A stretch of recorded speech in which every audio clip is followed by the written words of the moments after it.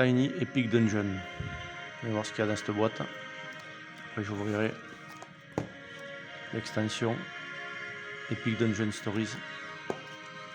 C'est un jeu qui est kickstarté il y a à peu près un an et que je viens juste de recevoir. Donc on va voir ce qu'il y a dedans. Vous voyez, la boîte est toute petite, hein. Elle est plus petite que ma main.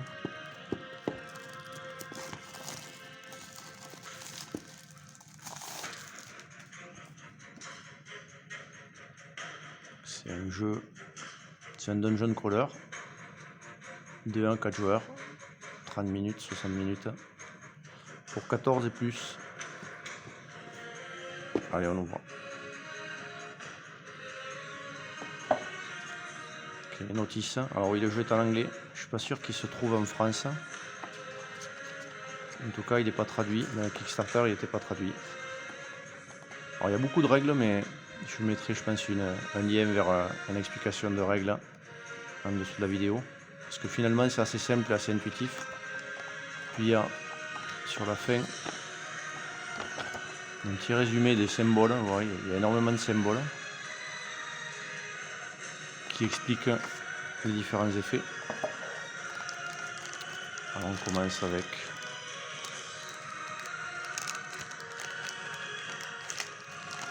donc des petits meeples. Ça c'est ce qu'ils appellent les minions, les serviteurs. C'est des meeples en bois.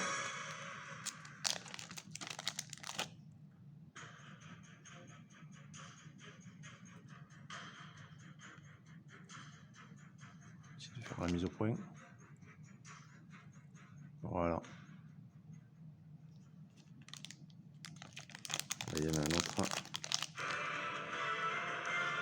On peut baisser le son de la musique.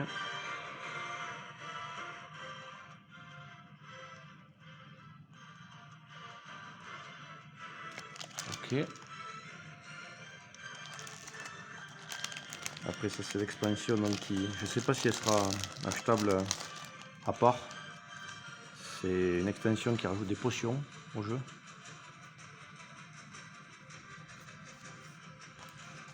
Avec aussi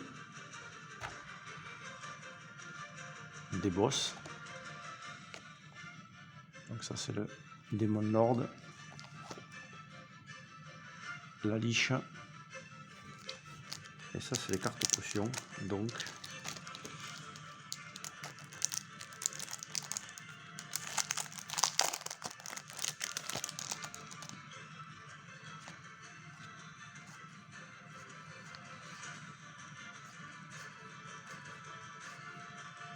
et des gobelins supplémentaires. Et ça c'est des serviteurs supplémentaires. Un vampire et une salle supplémentaire. Je vais peut-être dû l'ouvrir à la fin parce que ça c'est une extension.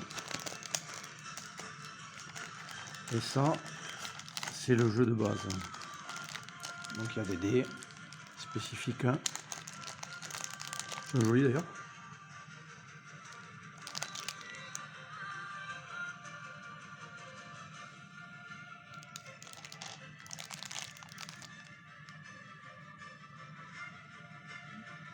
C'est joli les dés. Ça c'est les deux autres sont les mêmes. Il y a 3 dés noirs et un dé rouge. Ensuite, tout un tas de tokens en bois. Je ne peux pas tous les ouvrir. On va les mettre dans le... Ah oui, d'ailleurs l'intérieur de la boîte est... c'est joli.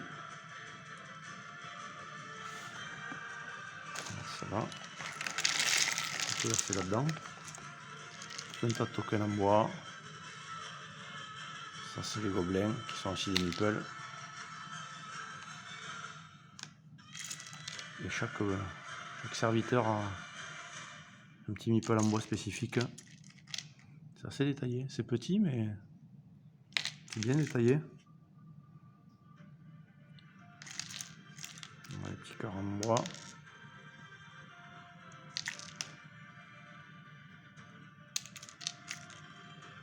Ok. Les cartes. C'est un dungeon crawler, ça je l'ai pas dit. Donc au fur et à mesure on construit un donjon.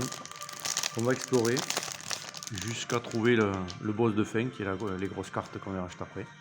Et ça, c'est l'entrée du donjon. Ça, on verra après. On va regarder les cartes donjon. Ça, on le montrera après. Ça, on le montrera après. Et ça aussi. Et voilà. Donc là, ce sont les cartes d'exploration du donjon. Voilà, c'est la carte, si je ne me trompe pas, où on trouve le boss de fin. Puis différents lieux. Avec des effets sur le lieu, des actions à accomplir. En fait, tout ça, ça va se mettre les uns derrière les autres. On le verra sur la boîte après. Ça va construire un donjon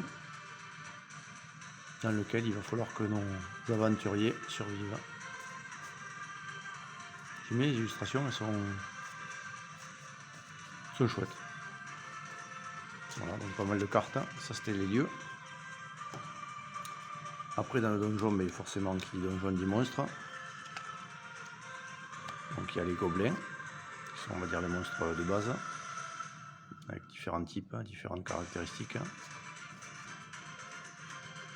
Plus ceux que je vous ai montré tout à l'heure, qui viennent avec, je pense, Kickstarter, mais peut-être plus. Peut-être que s'il y en a qui arrivent à se le procurer en boutique, si ça sort en France, il sera peut-être, je sais pas. Et ça, c'est des boss intermédiaires, on va dire. C'est les serviteurs, pareil, qui sont différents, qui sont tirés au hasard. Minotaure, l'ogre, le troll, le squelette, dungeon crawler, l'araignée, et le serpent. Après, qui dit dungeon crawler dit équipement. Donc il y a tout un tas d'équipements qui peuvent être trouvés. Des armes, des objets, qui rajoutent des dés ou qui ont des effets spécifiques. Je crois que les équipements, en plus, ils peuvent s'équiper les uns avec les autres. Par exemple, voilà, ça c'est les équipements du lion. Si on en a un, il y a juste l'effet de l'équipement. Et si on en a deux, ça rajoute plus un cœur, 3 plus 2. Et si on en a 4, plus 3 cœurs. Et en fonction des types d'équipements, c'est pas les mêmes bonus, je crois. Voilà, le lion, il donne des cœurs, des points de vie. L'équipement de l'ours, il donne des résultats supplémentaires au dé. Et donc, il y a différents types d'équipements. Là, l'équipement de la panthère. Et l'équipement du phénix.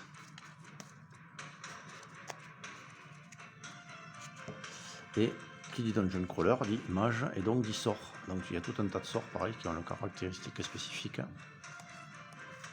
Donc vous voyez c'est en anglais mais il n'y a pas tant que ça de texte, il y a beaucoup de symboles. Donc même pour ceux qui ne sont pas très fluents en anglais, je pense que c'est tout à fait jouable. Une fois qu'on a compris les symboles. Voilà pour les cartes du jeu. On va garder les petites figurines pour la fin. On va ouvrir les cartes des boss. Je sais pas dans quel sens ça s'ouvre. Là. Donc là il y a une piste de temps. On va avancer en fonction de la situation. Je crois qu'il y en a deux en fonction du nombre de joueurs. C'est peut-être, en tout cas il y a recto verso je vois.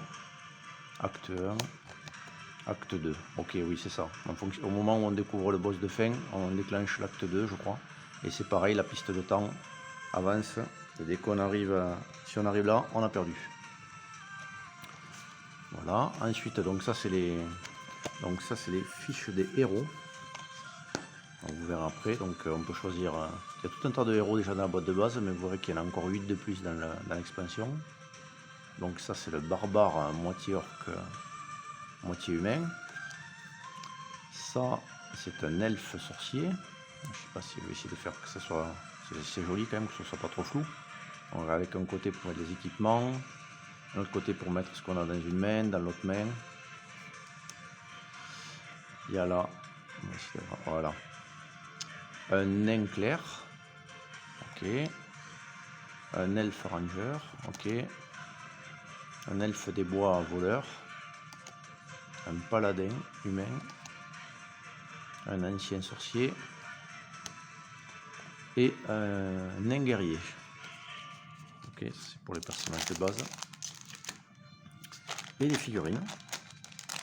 Et même si c'est tout petit, alors les figurines sont petites, hein, c'est des petits socles, c'est des petites figurines, mais elles sont quand même, on va essayer de faire assez flou, il faut que ce soit pas flou, elles sont quand même bien détaillées, hein, pour les petites figurines. Vous voyez, c'est tout petit, hein. C'est tout petit, mais en même temps la boîte elle est vraiment toute petite, hein. C'est facile à transporter, mais c'est très très... Alors à peindre c'est quand même petit, donc ça va pas être simple, mais c'est très bien sculpté.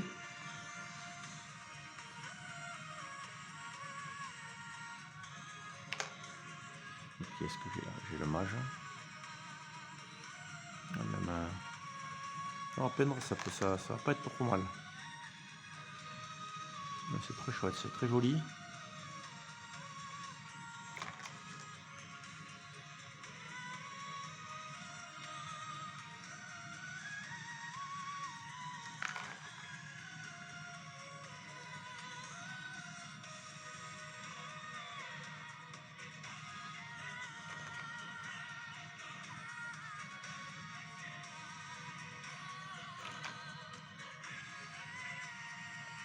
Voilà, très chouette. Voilà pour la boîte de base.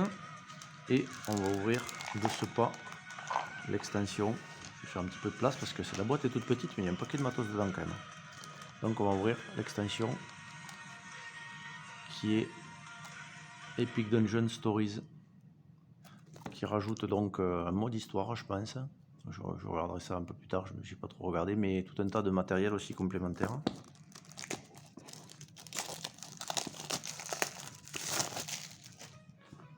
Donc, hop, on ouvre la boîte. Si ça veut bien. Ok, ah, cool, il y a la carte là. Carte du monde. Ok. Petite notice. Ok. À noter aussi qu'il y a une application qui explique les règles. Je la mettrai aussi en lien. Je trouve qu'elle est très très bien. Alors pareil, elle est en anglais, mais franchement très bien. Il y a d'autres jeux dessus d'ailleurs. Donc ça pareil, des meeples. Je ne vais pas forcément l'ouvrir, hein, vous les avez vus. C'est des meeples en bois. Donc les héros sont des figurines, mais les monstres sont des meeples. On va rester sur les cartes, on mettra les figurines à la fin. Donc les cartes, donc ça c'est des gobelins supplémentaires, équipements supplémentaires, scarabée, la vipère, et puis différents équipements standards. Donc des serviteurs complémentaires, élémentaires de feu, le golem, des lieux et les fameuses cartes histoire. J'imagine dans du background et demande des choses supplémentaires à faire. Et derrière, voilà, objectif. Ça rajoute des... A priori, ouais, c'est des bonus qui permettent de gagner du temps. Parce que dès que le temps tombe à zéro, eh bien, on a perdu. Donc il y a également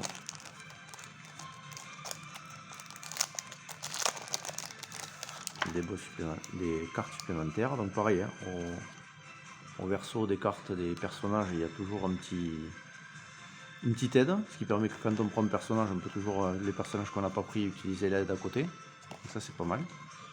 Donc on va les passer en revue. Donc on a Zézili, le moine humain. On a la barde. On a la druide. Le gardien de l'ordre. Jeu de mots d'ailleurs. Gamelin, c'est le... ou Gamelin, ou Gamelin, c'est le nom de la société qui a fait le jeu. Là on a une sorte d'Indiana Jones d'Heroic Fantasy. Et là on a un Kung Fu Panda qui boit de la bière. On a encore d'autres. On a un psychique, psionique, je sais pas comment ça se traduit exactement. Et un elfe mage de guerre, je dirais, warlock, pareil, je sais pas exactement la traduction. Et deux boss supplémentaires. Donc un nain bricoleur, on va dire. Et je sais pas, quelque chose qui Mind Lasher. Ok. Mangeur d'âme, je sais pas ce que ça veut dire l'achat. Et on va regarder les figurines et tout ça. Nous avons le fameux Sir Gaming. Ça soit de la druide, je pense. Peut-être que je me trompe. Ça, c'est la barde. Le Kung Fu Panda, là, avec sa bière et sa mousse. L'Indiana Jones au féminin, avec son long fouet. Le Warlock, si je me trompe pas.